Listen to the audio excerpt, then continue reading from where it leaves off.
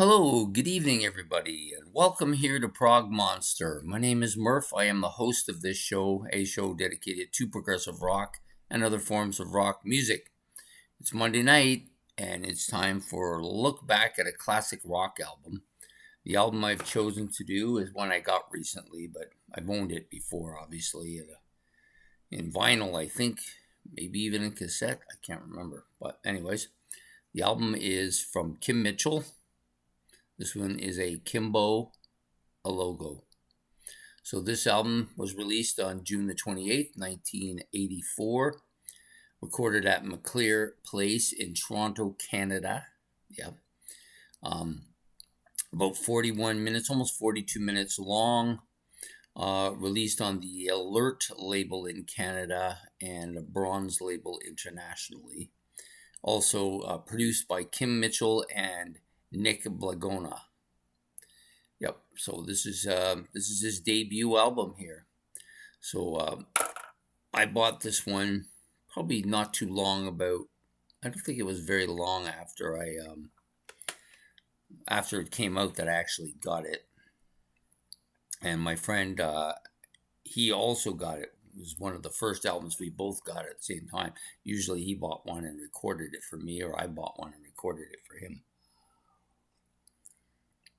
But sometimes we both got.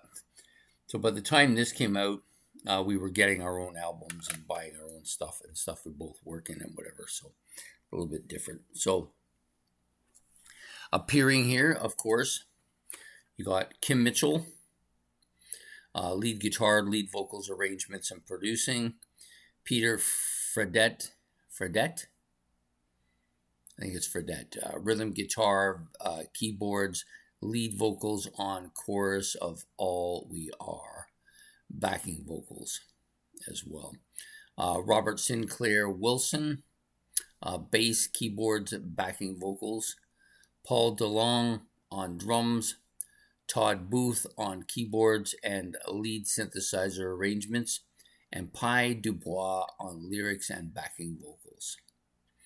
So yeah, so that's all the technical stuff about it. So this album, of course, I'm gonna put the tracks up here too, so I can look at them in case I can't see them on the album, which is often the case with me. So 10 tracks in all. I would call this a power pop, hard rock. Yeah, I think it qualifies for all that. A little bit of everything, probably.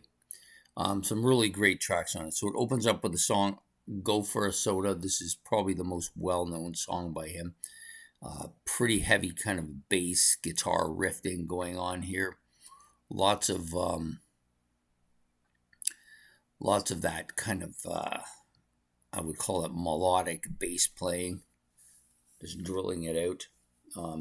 Catchy lyrics, catchy song, lots of hooks, lots of riffing. Yeah, it's a real catchy song. It's probably my favorite song by him. Always liked it, even though it's a bit on the commercial side. I still like it quite a bit. The second song, That's a Man. This one's more of a kind. It's catchy too, maybe not as much. It doesn't have that rhythmic sound to it. It's more of a slow, melodic kind of heavy song, poppy song at the same time. That's a Man. His voice is on full display on this particular track as well. And then the next song out is probably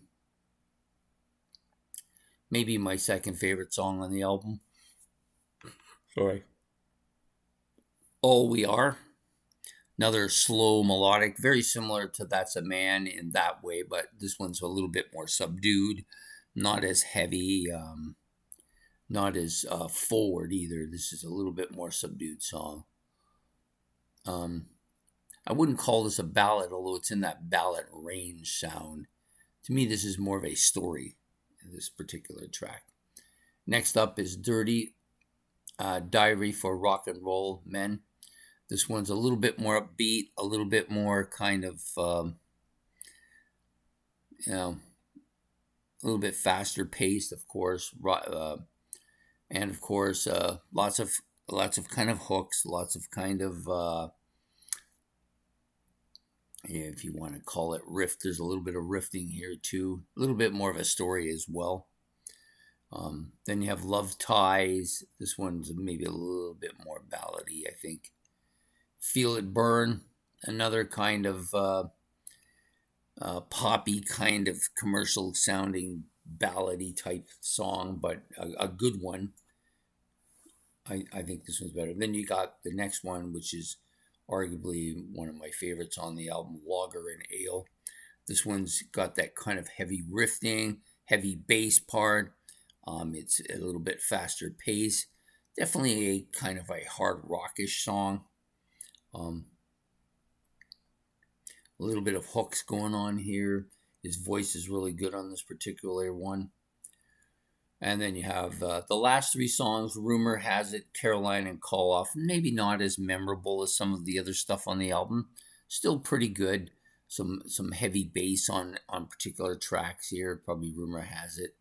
I think this is a strong debut album for a guy that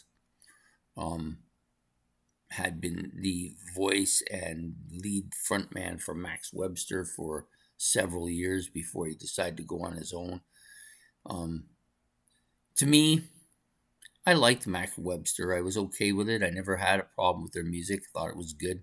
I just think that this was probably a better album than anything they did. Probably might take a bit of a hit for that. I'm okay with that. I just think this album was produced much better. It's got good production on it. His vocals are clear. The songs are more, I guess, probably they've aged better, I think, than some of the Max Webster stuff. And also there was a lot more catchiness to his beat. There's this kind of more of a commercial kind of poppy sound at times too.